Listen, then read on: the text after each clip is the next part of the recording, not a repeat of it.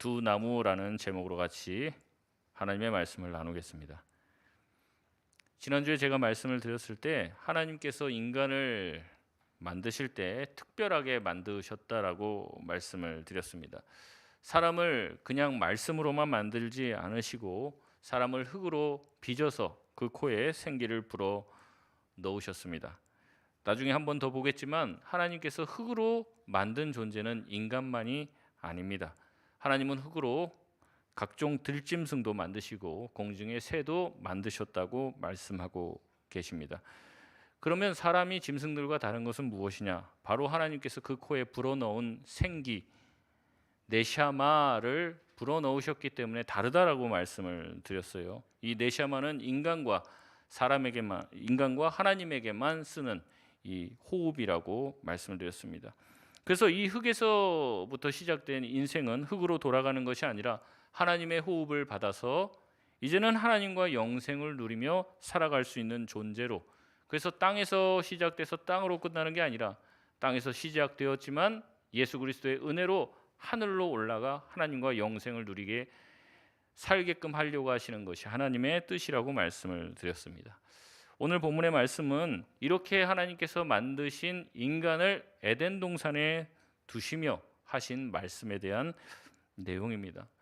저도 이 본문에 대해서 이제 보는데 너무 궁금점들도 많고 너무 이런저런 의견들과 이론들도 많고, 이제 창세기 어느 정도 끝나면 한번 토론을 하고 싶어요. 이렇게 같이 더 이제 뭐라고 해야 되나, 이게 설교 때 못다한 이야기. 그래서 한번 이제 그 원하시는 성도님들이랑 함께 모여서 좀 토론, 뭐 이렇게 막 싸우자는 얘기가 아니라 같이 이 부분에 너무 의문점들이 많아요. 그 대답해주고 싶은 내용도 많은데 설교 시간이니까 제가 다 못 나누는 이야기들도 너무 많아요. 그래서 그러고 싶은데 오늘 본문도 한 절 한 절씩 보기보다 여기 이 본문을 읽다 보면 우리가 드는 생각들과 의문을 크게 세 가지로 나누고 거기에 대한 답변으로 오늘 말씀을 나누려고 합니다. 첫 번째, 우리는 이런 질문을 하게 됩니다. 에덴에 있는 특별한 나무인 이 생명나무와 선악을 알게 하는 나무가 도대체 무엇하는 나무냐 하는 것이죠. 첫 번째는 생명나무입니다. 생명나무는 에덴 동산 에피소드 말고는 구약에서 이제 자주 등장하는 그런 단어로 이제 표시가 됩니다. 잠언에서 좀 나오고요. 그 다음에 요한계시록에서 생명나무에 대한 언급이 이제 주로 이루어지게 됩니다. 그러니까 마지막 날에 하나님께서 이 땅을 회복시키실 때 에덴의 재현, 그래서 하나님께서 생명나무를 통해서 사람들로 하여금 영생하게 된다라는 내용이 나오게 됩니다. 그런데 우리가 이 생명나무에 대해서 이해할 때 오해하는 것 중에 하나가 뭐냐면 이 생명나무 자체가 무슨 굉장한 효험이나 뭐 생명나무 자체가 무슨 되게 그런 어떤 영생하는 특별한 기능이 있는 열매인 줄, 또 그런 나무인 줄 아는 경우가 많이 있습니다. 마치 불로초처럼 생각을 하는 거죠. 그래서 이 생명나무를 먹으면 영생할 수 있는 것처럼 생각을 하며 이 나무를, 이 열매를 신성시 생각합니다. 그러나 이는 매우 주술적이고 미신적인 생각입니다. 그럼에도 불구하고 많은 사람들이 여전히 생명나무가 효험이 있는 특별한 나무로 생각을 하는 거예요. 그래서 그거를 찾는다는 거죠. 막 생명나무가 우리도 먹으면 영생할 수 있을 텐데. 근데 왜냐하면 이러한 내용이 창세기에 나와 있기 때문에 그래요. 창세기 3장 22절 말씀 우리 같이 한번 읽겠습니다. 시작. 여호와 하나님이 이르시되 선악을 아는 일에 우리 중 하나같이 되었으니 그가 그의 손을 들어 생명나무 열매도 따먹고 영생할까 하노라 하시고. 아멘. 여기서 생명나무 열매를 먹으면 뭐 한다고 그래요? 영생하게 된다는 거죠. 그러니까 이 구절을 우리가 읽으면 아, 생명나무 자체가 이렇게 영생을 주는 어떤 기능을 하게 되는구나, 이렇게 생각을 하는 거예요. 근데 이렇게 해석을 하면 여러 부분에서 좀 꼬이게 됩니다. 이 성경 해석을 제대로 할 수가 없게 돼요. 왜 그러게 되냐면 하나님께서 인간이 타락해서 죽음이 들어오게 되고 인간을 에덴에서 내쫓게 되는데, 여기서 이제 오늘 본문은 그들이 에덴에서 쫓겨나는 이유 중에 하나가 여전히 에덴에서 거하면서 생명나무를 먹으면 영생할까 봐 쫓아낸다 이렇게 말하니까 생명나무의 열매에 영생하는 어떤 효과가 있는 줄 안단 말이죠. 그러나 이 생명나무를 먹고 영생한다라는 것은 어떤 상징적인 표현과 의미를 가지고 있는 거지 생명나무 자체가 그런 효력을 가지고 있다고 해석하기가 어려워요. 예를 들면 만약에 생명나무 자체가 그걸 먹으면 영원히 살 수 있게 하는 어떤 효력을 준다라고 얘기하면은 이게 인간 자체를 전제를 할 때 하나님께서 인간을 만들었을 때 죽을 수 있는 존재로 만들었는가 아니면 영원히 사는 존재로 만들었는가 여기에서 이제 갈리게 되는 거예요. 그 생명나무가 만약에 죽는 존재가 생명나무의 열매를 먹어서 영생하는 존재로 바뀐단 말이죠. 그러면 인간을 하나님이 만들었을 때 죽는 존재로 만들었다는 겁니까? 영원히 사는 존재로 만들었다는 겁니까? 죽는 존재로 만들었다고 해석을 할 수밖에 없는 거예요. 그러면 죽음이 왜 들어왔어요? 죄 때문에 주로 들어왔는데 그게 아니라 인간은 애초에 만들 때부터 죽는 존재로 만들었다 이렇게 해석하게 되는 겁니다. 그러니까 이 생명나무를 어떤 특별한 기능이 있는 나무로 해석하면 이 성경 자체의 해석이 들쭉날쭉 이렇게 꼬이게 되는 거예요. 문맥상에서 이 내용을 이해를 해야 됩니다.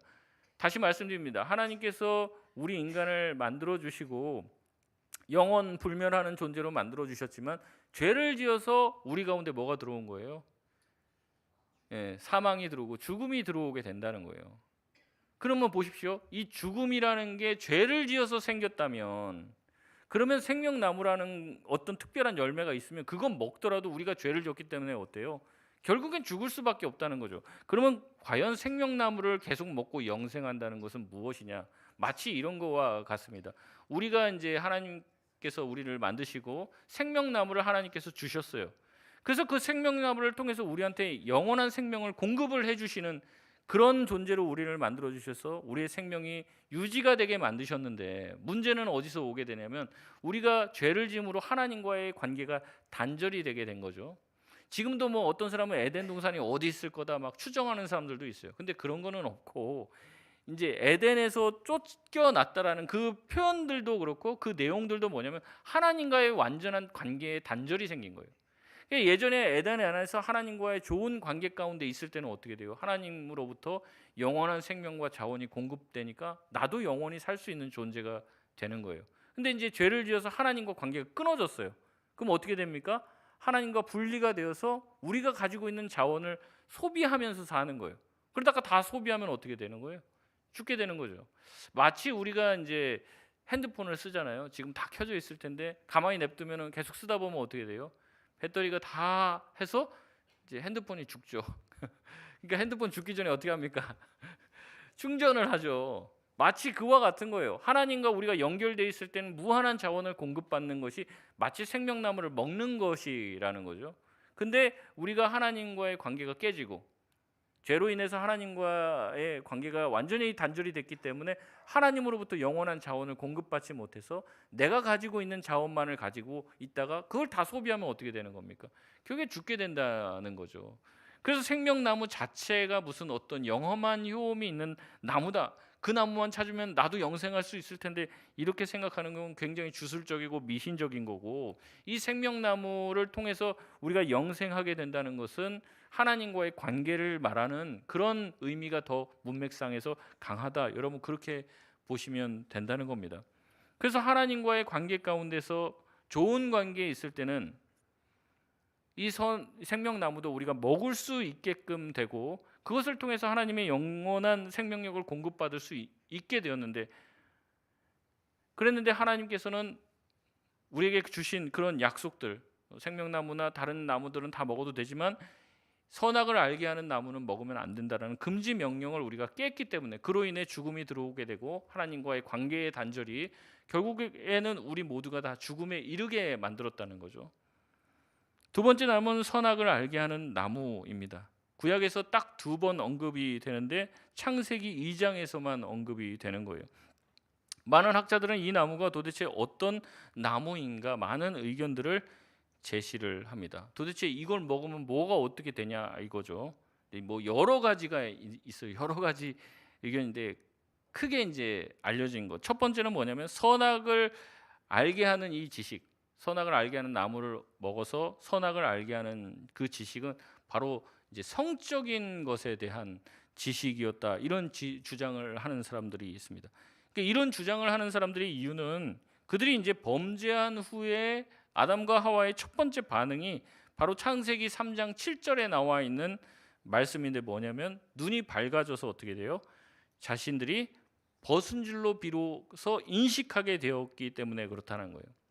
근데 2장 마지막 절에 보면은 뭐라고 나오면 그들이 그전에는 벗었지만은 부끄러운 줄 몰랐다라고 얘기를 했습니다.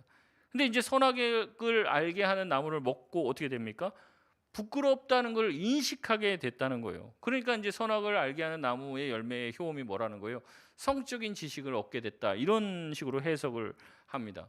그러나 여기에 대한 반론도 만만치 않습니다. 왜냐하면 하나님은 이미 사람이 타락하기 전에 명령을 해주시는데 뭐라고 하시냐면 생육하고 번성하여 땅에 충만하라고 얘기했습니다. 그러면 생육하고 번성하려면 어떻게 돼요? 성적인 지식이 있어야 된다는 거죠. 그러니까 성적인 지식을 미리 가지고 있었다고 보는 게 더 타당하다는 거예요. 또 하나의 반론은 이렇습니다. 창세기 3장 22절 말씀, 아까 봤던 말씀인데 이 대목에 보면 하나님께서는 범죄한 사람들을 보면서 하나님, 성삼위 하나님이 얘기하시는 거예요. 이 사람이 선악을 아는 일에 우리 중 하나와 같이 되었다. 우리 중 하나와 같이 되었다. 이렇게 말씀을 한단 말이죠. 그러면 선악을 알게 하는 나무를 먹고 그게 성적인 지식이라고 얘기하면 성삼위 하나님이 어떤 성적인 지식을 가지고 있었냐, 그리고 이제 서로가 그런 어떤 성적인 관계 가운데 있었냐, 이런 식으로 해석하게 된다는 거죠. 그렇기 때문에 이 선악을 알게 하는 나무가 그 나무의 열매를 먹음으로 인해서 성적인 지식을 가지게 됐다. 이거는 이제 오해라는 거예요. 그럼 두 번째는 무엇이냐? 선악을 알게 하는 나무의 열매를 먹는 그 지식이 바로 무엇이냐면 도덕적 자율성을 깨닫게 되었다는 것. 이렇게 가르치는 견해가 있습니다. 저는 이 의견에 이제 동의를 하는데 구약에서는요 선과 악을 결정하는 그 어떤 법정적인 용어로서 이 단어를 쓸 때 선과 악을 가르는 이 기준을 누구로 얘기하시면 다 하나님으로 제시를 합니다. 그리고 하나님께서 이 선과 악의 기준이 되시는 거예요. 근데도 불구하고 뭐냐면 이 선과 악을 결정하는 하나님 대신에 누가 이 선과 악을 결정하려고 한다는 거예요? 인간이 그 선과 악을 결정하는 주체가 되려고 한다는 거예요. 이게 바로 도덕적 자율성입니다. 대표적인 예가 라반에 관한 이야기를 하면서 하나님이 이 선과 악에 대한 이야기를 하십니다. 라반이 자기의 사위인 야곱과 자기의 딸들과 가족들이 야반도주를 해요. 도망가요. 그래서 군사를 대동해서 이 야곱을 죽이고 가족들을 다 데리고 오려고 쫓아갑니다. 이제 하루길만 더 가면 야곱을 만날 수가 있어요. 거의 다 쫓아왔어요. 그때 하나님께서 꿈에서 이 라반에게 현몽하셔서 이렇게 말씀하십니다. 창세기 31장 24절에 밤에 하나님이 아람 사람 라반에게 현몽하여 이르되 너는 삼가 야곱에게 선악간 말하지 말라. 그러니까 지금 선악 뭐가 옳고 뭐가 나쁜 것 그것을 라반이 스스로 판단하지 말라고 얘기를 하는 겁니다.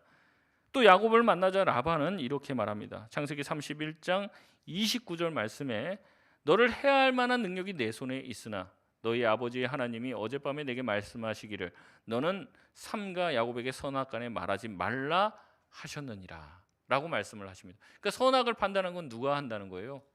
하나님이 하신다는 거죠. 근데 라반 입장에서는 지금 야곱이 악한 거죠.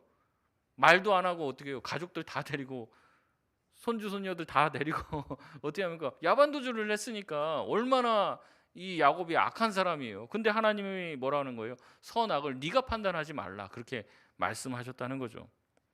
이 선악을 판단하지 말라는 내용들, 그 다음에 선악을 분간하는 그 내용들에 대해서는 솔로몬의 예에서도 다시 한번 등장을 합니다. 열왕기상 3장 9절 말씀 우리 같이 한번 읽겠습니다. 시작. 누가 주의 이 많은 백성을 재판할 수 있사오리까? 듣는 마음을 종에게 주사 주의 백성을 재판하여 선악을 분별하게 하옵소서. 아멘. 솔로몬이 기도를 하는 겁니다. 하나님, 나로 하여금 선악을 제대로 하나님의 기준을 가지고 분별할 수 있는 지혜를 달라고 구하는 것이죠. 다시 말해 하나님은 우리에게 선악을 알게 하는 나무를 먹지 말라라는 말은 실제 그 열매를 먹지 말라는 것도 있지만 결국에 뭐예요? 뭐가 옳고 뭐가 그른지를 판단하는 것을 네가 하지 말라는 거예요. 선악을 판단하는 건 누가 하시는 겁니까? 하나님이 하시는 거고 그 하나님의 판단을 받아들이라는 거죠. 뭐가 옳은지 뭐가 그른지, 뭐가 좋은지 뭐가 나쁜지를 너희가 판단하지 말라는 것이 선악을 알게 하는 나무를 먹지 말라는 금지의 명령입니다. 이 부분을 해석하면서 빅터 해밀턴 교수는 이렇게 말합니다. 인간에게 금지된 것은 무엇이 자신에게 가장 큰 이익이 되는지를 스스로 결정할 수 있는 능력이다. 이게 금지가 됐다는 거예요. 이것은 하나님이 인간들에게 허락하지 않은 결정이다. 나에게 뭐가 가장 큰 이익이 되는지를 스스로 결정하는 것을 어떻게 했다고요? 금지했다는 거예요. 금지. 스스로 결정하지 말라고. 결국 선악을 알게 하는 나무를 먹는다는 것은 뭐냐면 인간이 일종의 신이 된다는 겁니다. 내가 선악을 결정하고 내가 옳은 대로 내가 생각에 유익한 대로 하겠다는 겁니다. 하나님의 판단 그것은 뭐 참고 사항일 뿐이지 결정 사항은 아니죠. 내가 신이 되어 나의 이익과 나의 중심대로 모든 것을 판단하고 결정하는 존재가 되겠다는 게 선악을 알게 하는 나무를 먹고 그리고 선악을 알게 되었다라는 의미입니다. 더 이상 나를 만드신 창조주의 말은 관심이 없습니다. 그냥 나 중심입니다. 추후에 말씀드리겠지만 성경은 이런 인간의 범죄, 인간의 자율성에 대해서 굉장히 부정적으로 그려요. 성경은. 그러나 철학자 칸트의 경우는 이것을 굉장히 긍정적으로 묘사합니다. 이것이 오히려 창세기의 절정이다 이렇게 말을 해요. 뭐라고 얘기하냐면 드디어 인간이 신의 속박에서 벗어나게 됐다. 정말 너무나도 멋진 일이다 이렇게 평가합니다. 여러분 어떠십니까? 하나님이 하지 말라고 했는데 그걸 깼다는 거예요. 그 금기를 깼다는 거죠. 우리 안에 그런 금기를 깨고 싶은 마음이 있습니다. 그리고 그거를 굉장히 자율적으로 사용하고 싶고 하나님의 말씀은 우리에게 억압하는 것 같은 느낌을 받는다는 거죠. 근데 거기서 빠져나왔다는 거예요. 르네상스가 일어났다는 거죠. 신본주의의 사회에서 종교 중심의 사회에서 이제는 인본주의, 인간 중심의 사회로 넘어갔다는 거예요. 그러면서 막 찬사를 보냅니다. 이 아담과 하와의 결정에 대해서 박수를 보낸다는 거죠. 모르겠습니다. 멋진 일인지는 모르겠으나 그로 인한 결과는 참담하죠. 인간에게 엄청난 저주가 밀려오게 되고 죽음의 도래가 우리에게 임하게 된 것입니다. 두 번째 본문에 대한 큰 질문은 선악을 알게 하는 나무를 먹으면 하나님은 반드시 죽으리라 라고 얘기했는데 죽지 않았다는 거죠. 그러면 도대체 이 말이 무슨 뜻이냐라는 것입니다. 누군가는 얘기를 합니다. 반드시 죽는다면서 선악과를 먹어놓고도 죽지 않았지 않냐라고 얘기를 한다는 거죠. 우선 이것을 보면은 이제 좀 아닌 해석이 있어요. 뭐냐면 하나님께서 하신 반드시 죽으리라는 말은 즉사는 아니라는 거예요. 즉사. 예를 들어 보겠습니다. 하와가 먼저 먹었을 거 아니에요? 먼저 선악과를 먹었는데 즉사했어요. 그럼 아담 먹었을까요? 안 먹었을까요? 안 먹었겠죠. 근데 먹고도 안 죽었어요. 그러니까 괜찮나 보다라는 생각을 하게 된 거죠. 하나님의 말씀 또한 즉사가 아니었습니다. 하나님이 반드시 죽으리라 하면 우리는 그걸 먹자마자 죽는 걸로 생각을 하는데 그 의미가 아니라는 거죠. 하나님은 그런 의미로 쓰신 것도 아닙니다. 반드시 죽으리라라는 이 단어는 구약의 다른 곳에서도 종종 쓰이게 되는데 열왕기상 2장 37절의 말씀에 보면 솔로몬이 이렇게 얘기합니다. 너는 분명히 알라. 내가 나가서 기드론 시내를 건너는 날에는 반드시 죽음을 당하리니 내 피가 내 머리로 돌아가리라. 솔로몬은 시므이에게 경계를 정해줘요. 시므이를 죽이라고 이제 다윗이 얘기했기 때문에 죽이려고 하는데 그래도 기회를 주는 겁니다. 이렇게 경계를 해놓을 테니까 여기 울타리 밖에는 절대 나가지 마. 나가는 날은 반드시 어떻게 돼요? 죽을 것이다. 이렇게 얘기를 한다는 거죠. 시간이 지났습니다. 시므이가 인식하지 못하는 상황에서 기드론 시내를 건너게 돼요. 그래서 나중에 솔로몬이 이 얘기를 듣고 호출을 합니다. 그래서 여차저차 사정과 그것을 따져 묻고 내가 너한테 분명히 경고했지. 내가 오늘 널 죽일 거야. 그거 죽이는데 이것 또한 즉사는 아니라는 거죠. 기드론 시내를 건너자마자 지키고 있던 군사가 쫓아가고 목을 자르는 그런 방식이 아니라는 겁니다. 그렇다면 반드시 죽으리라는 말은 무슨 뜻인가? 이 말씀은 우선은 확정적 죽음에 대해서 말씀하시는 겁니다. 반드시 죽게 된다는 거죠. 그리고 또한 이 죽음의 확실성에 더해서 죽음을 내리는 주체에 대해서 말하고 있습니다. 인간이 만약에 범죄하면, 하나님의 약속을 어기면 인간이 인간을 죽이는 게 아니에요. 누가 죽이신다는 겁니까? 하나님 자신이 죽이시겠다라는 말입니다. 열왕기상에서도 너는 기드온 시련을 건너는 날 반드시 내가 너를 죽일 것이다 라고 얘기했을 때 솔로몬이 죽이겠다는 의지의 표현이죠.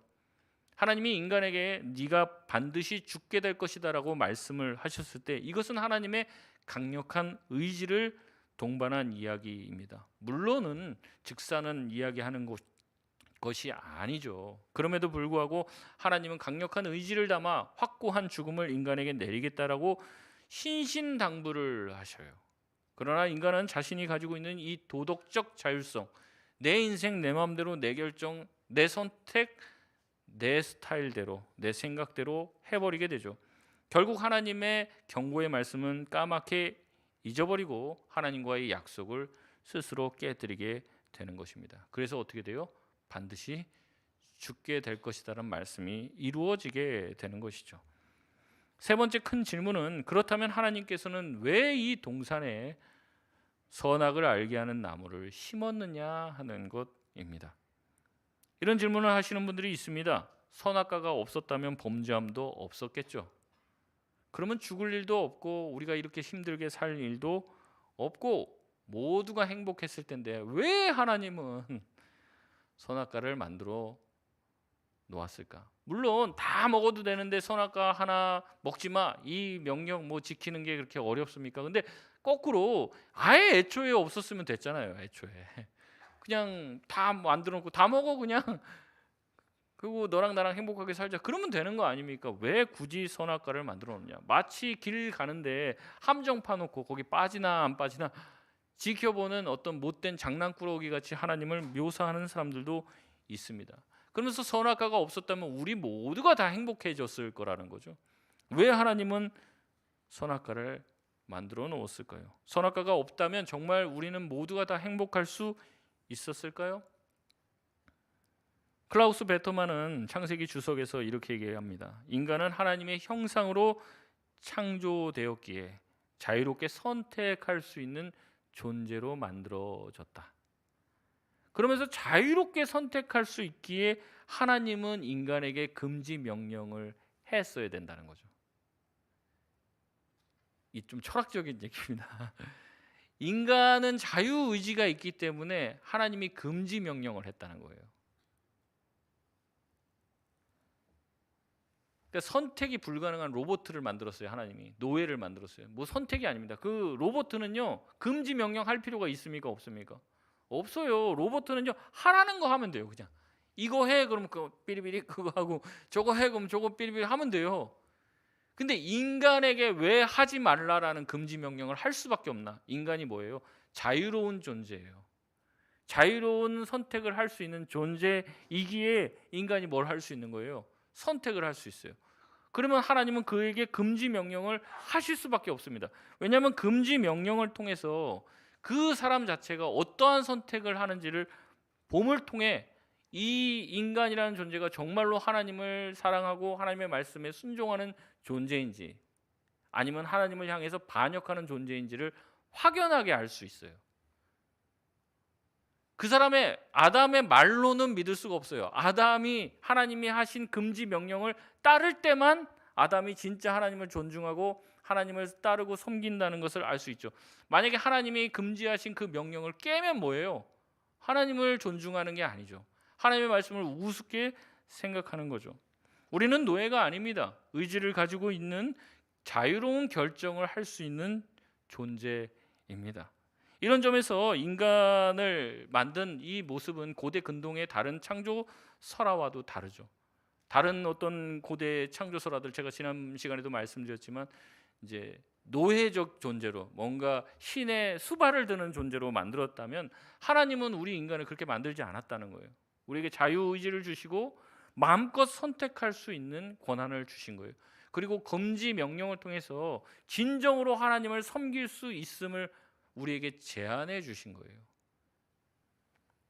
인간은 이제는 하나님의 말씀을 지킬 것인지 아니면 내 멋대로 행동하며 하나님의 말씀을 어길 것인지 선택할 수 있게 됩니다.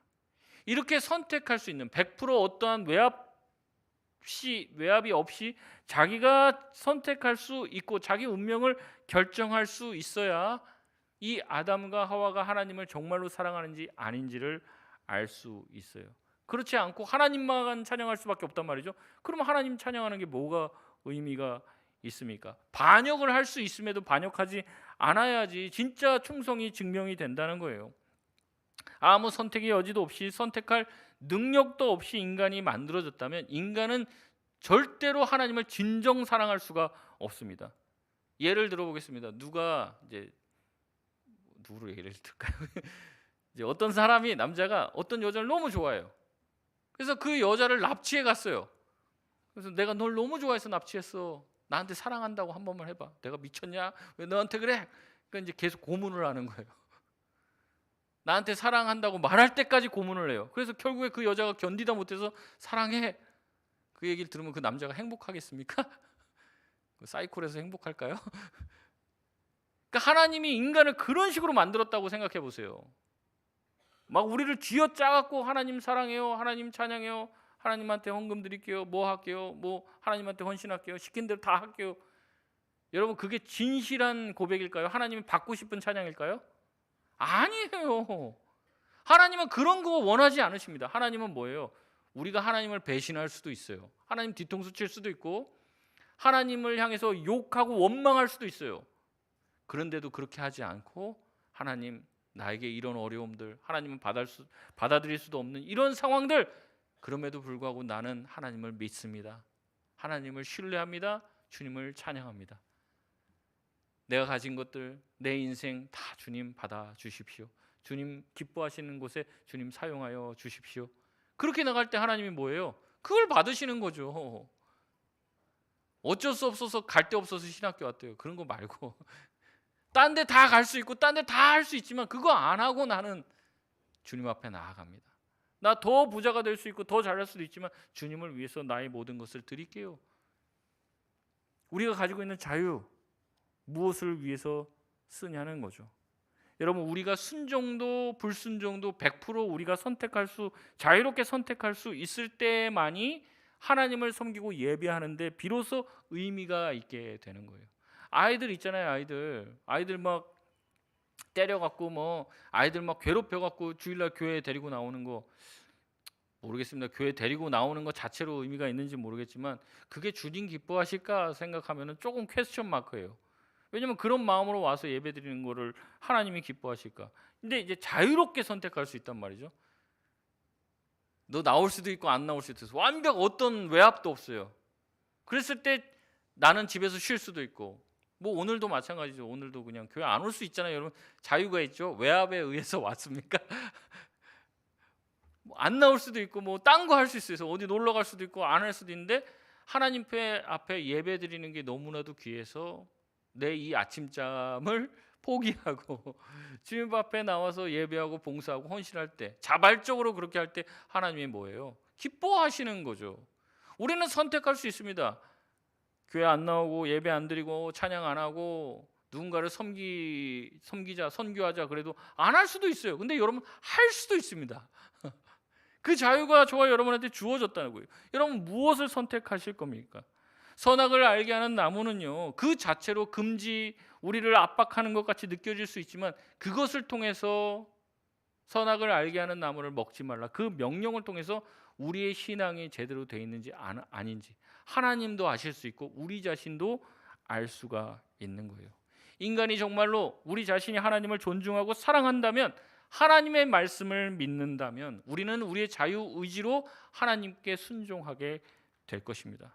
그러나 내가 그 열매를 먹고 싶은 욕망에 사로잡혀서 하나님의 경고의 말씀을 대수롭게 여기지 않고 불순종하게 된다면 그것 또한 우리의 선택에 의해서 따르는 책임을 우리가 감내해야 되는 거죠. 왜냐하면 내 욕망에 끌려서 내가 그렇게 했기 때문에. 하나님께서 바라시는 것은 있습니다. 하나님께서 바라시는 것. 하나님은 선악과를 먹기를 원하지 않죠. 하나님의 말씀을 믿고 순종하기를 원하십니다. 하지만 하나님은 어떠한 강압에 의해서도 그것을 선택하길 바라지는 않으세요. 그냥 그저 말씀하십니다. 저거 먹지 마. 저거 먹으면 죽어. 네가 정말로 내 말을 믿는다면 저거를 바라보면서 너는 피조물이고 너에 대해서 가장 잘하는 것은 바로 나라는 것을 기억해라. 내 말을 믿어라. 근데 그 인간이 자기 욕심에 이끌려서 선악과를 먹게 되면 어떻게 되는 거예요? 결국에 하나님께서 말씀하신 그 결론에 도달하게 되는 거예요. 그거 먹으면 내가 저주의 벌, 죽음의 벌을 내리겠다. 이게 아니라 그거 선택하면 그런 길로 가는 거예요. 그래서 하나님이 경고를 해 주시는 거죠. 무시무시한 경고하는 것이 아닙니다. 그 길로 가지 말라고, 안타까워서 그걸 먹지 말라고 이야기하시는 거죠. 다른 것은 다 먹어도 되지만 딱 한 가지만 하지 말라고 얘기합니다. 그래서 하나님의 말씀은 어려운 것도 아니고 먼 것도 아니고 힘든 것도 아니에요. 그 선택을 통해 인간은 하나님과 영생을 누릴 수 있습니다. 그러나 잘못된 선택을 하면 추방과 함께 죽음의 고통이 이르게 되는 거죠. 뭘 선택해야겠습니까? 하나님과 영생을 얻을 선택을 해야 되는 게 너무나도 빤함에도 불구하고 인간은 자기 안에 있는 욕망을 주체하지 못해요. 제가 말씀드렸잖아요. 이 자율성.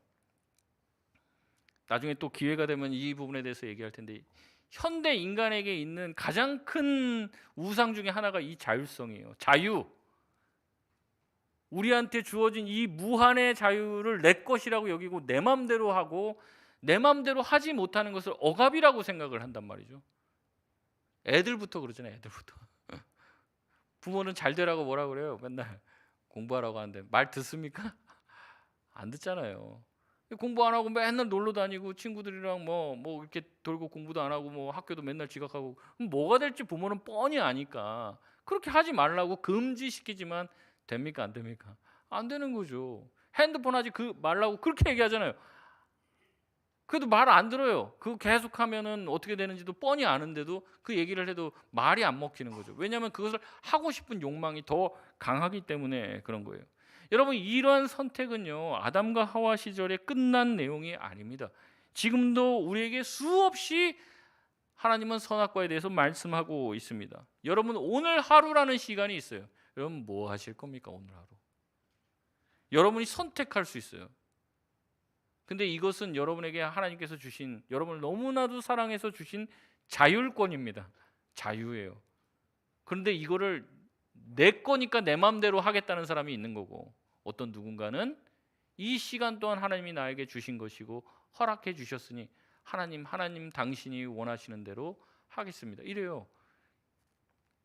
이 도전을 우리에게 늘 주신단 말이죠. 이런 자율성, 돈, 시간, 자녀, 여기에 우상에 다 빠져 있는 거예요, 우리가. 여러분, 오늘도 여러분 교회에 올 수 있었지만 안 올 수도 있습니다. 여러분이 가지고 있는 돈, 여러분의 것이라고 생각하고 여러분 마음대로 쓸 수도 있어요. 그러나 하나님이 기뻐하시는 곳에 쓸 수도 있습니다. 하나님께 드릴 수도 있고 누군가를 도울 수도 있습니다. 얼마큼 도울 겁니까? 도울 수 있는 양도 여러분에게 다 결정권을 자율적으로 주셨어요. 여러분 어떻게 하시겠습니까? 여러분 자신만을 위해서 다 쓸 수도 있습니다. 여러분의 쾌락을 위해서 다 소비할 수도 있어요. 여러분의 즐거움을 위해서 낭비할 수도 있습니다. 여러분의 시간, 여러분의 젊음, 여러분의 인생, 누구를 위해서, 무엇을 위해서 살겠습니까? 여러분, 하나님 막 찬양하는 사람, 그 사람 신앙 좋은 사람은 아닙니다. 그 사람이 하는 선택을 보면 알 수 있어요. 뭘 선택하느냐. 그래서 제가 그랬죠. 청년들 믿음 다 좋은 것 같은데 결혼하는 거 보면 안다고. 누구랑 결혼하는지 보면 안다고. 신앙이 더 좋으면 신앙 쪽에 어떤 선택을 하겠죠. 직장 고르는 거 보면 안단 말이죠. 돈 더 주는 직장을 갈 것인가, 내가 신앙생활 잘하고 하나님을 잘 섬길 수 있는 직장을 갈 것인가. 선택하는 거죠. 선택. 그 선택을 통해서 뭘 알게 되는 거예요? 신앙을 알게 되는 거예요. 본인도 몰랐던 본인을 알게 되는 거죠. 어떻게 보면 하나님은 이 일의 결과가 어떻게 흘러갈지 다 알고 계십니다. 이런 자율성을 주세요. 어떻게 보면 왜 이런 자율성을 주셨을까? 결국 타락할 줄 아시면서 왜 그러셨을까? 이런 생각도 듭니다. 근데 자율성을 줄 수밖에 없었다는 거죠. 자율성을 주지 않으면 하나님을 우리가 진짜 사랑하게 되지 못하니까. 우리 세상 우상, 우리가 좋아하는 어떤 것들, 그것을 위해서 우리의 인생을 쏟을 수도 있지만 우리가 진짜 하나님을 사랑한다면 우리가 가지고 있는 것을 누구에게 쏟겠습니까? 하나님에게 쏟겠죠. 우리가 하나님보다 더 사랑하는 게 있기 때문에 거기 쏟는 거예요. 그걸 가지고 우상 숭배라고 이야기합니다. 하나님은 그럼에도 불구하고 우리에게 기회를 주십니다. 다시 해볼 수 있도록 해 주시는 거죠. 다시 2번, 3번의 기회를 주십니다. 우리 삶에는 도처에 선악과가 널려 있어요. 하나님이 하라고 하시는 것, 하나님이 하지 말라고 하시는 것. 우리는 자꾸 뭐가 되고 싶어요? 우리 인생의 신이 되고 싶습니다. 내가 결정하고 내가 선악간의 판단을 내리려고 합니다. 그러나 성경은 말하는 거죠. 선악간의 판단은 누가 하시는 거예요? 하나님이 하신다는 거죠. 내 인생에 가장 유익한 것 누가 잘 알고 계십니까? 하나님이 잘 알고 계신다는 것을 내가 믿으면 그 말씀을 신뢰해야 하는 거죠. 여러분, 예수님이 가룟 유다 배반할지 아셨을까요? 모르셨을까요? 아셨죠. 그것도 모르십니까? 다 알고 계시죠. 알고 계시는데도 어때요? 냅둡니다. 그냥 몇 번의 경고를 하십니다. 이 중에 나 팔 사람이 있어. 누구겠어요? 가룟 유다 심지어 그거 못 알아듣는 것 같으니까 떡까지 찍어서, 빵까지 찍어서 주잖아요. 이 잔이라. 받았는데도 어때요? 회개 안 해요. 자기가 옳다고 생각하는 대로 밀고 나간단 말이죠. 몇 번의 회개와 돌이킬 기회를 주었는데도. 여러분, 어떤 인생을 사시겠습니까? 여러분의 삶에 있는 선악과, 무엇을 위해서 다 쏟으면서 사시겠습니까? 그냥 잘 먹고 잘 살고 이 세상의 모든 것들을 위해서, 자녀를 위해서 다 쏟고 다 헌신하고, 그것도 물론 가치 있다고 볼 수 있겠죠. 그러나 영원한 것을 위해서 사는 사람은 없나요? 하나님을 위해서 내 삶의 모든 것을 드릴 수 있는 사람은 없나요? 신학교 가란 말씀 드리는 게 아닙니다. 우리가 어디에 우리의 마음과 관심과 에너지를 쏟고 있냐는 것이죠. 말씀을 마치겠습니다. 에덴에만 이 2나무가 있는 게 아니라고 이야기 드렸습니다. 우리 삶에도 이 2나무가 있어요. 생명을 택할 것이냐, 죽음에도 불구하고 죽을 게 뻔한 걸 알고 있잖아요. 모르는 게 아니라니까요. 하나님 이미 경고하셨습니다. 그렇게 하지 말라고, 그쪽으로 가면 안 된다고. 그럼에도 욕심에 이끌려서, 쾌락과 즐거움에 이끌려서 결국에 그 열매를 먹게 되는 거예요. 이걸 먹어야 되냐 말아야 되냐 누가 결정해야 되는 겁니까? 하나님께 결정권을 드려야 되는데도 자꾸 누가 결정하려고 그래요? 내가 결정하려고 그러잖아요. 내가. 하나님께서는 우리에게 뭐가 제일 좋은지 가장 잘 아십니다. 그래서 성경에 말씀해 주셨어요. 이쪽으로 가, 저쪽으로 가면 안 돼. 이거는 괜찮고 저거는 안 괜찮아. 말씀을 해 주셨어요. 근데 우리가 싫다고 거절을 해요. 하나님과의 관계를 단절시켜 버려요. 그럼 어떻게 합니까? 내가 가지고 있는 자원을 다 소모하고 결국에 어때요? 영적으로 말라 죽어가는 거예요. 그러니까 나중에는 영이 완전히 죽어갖고 말씀을 들어도 감각이 없는 거죠. 시체들 뭐 쿡쿡 찔려도 반응이 있습니까? 그 영이 그렇게 돼버리는 거예요. 여러분, 말씀에 순종하실 수 있길 바랍니다. 하나님의 말씀을 믿으시길 바랍니다. 하나님의 말씀을 믿고 신뢰하는 것이 하나님과의 관계가 회복되는 첫걸음입니다. 나보다 나에게 유익한 게 무엇인지 더 잘 아시는 하나님께 저와 여러분의 인생을 맡겨보시기 바랍니다. 내 생각에 좋은 길로 가지 마시라고요. 내 생각에. 내가 다 계획해놓고서 하나님 무조건 이렇게 갈 거니까 무조건 도와줘요. 무조건 잘 되게 해야 됩니다. 그럼 내가 하나님한테 조금 콩고물 드릴게요. 그러지 마시고 여러분 하나님께 올인할 수 있는 인생이 되시길 바랍니다. 우리 찬양하시고 기도하도록 하겠습니다.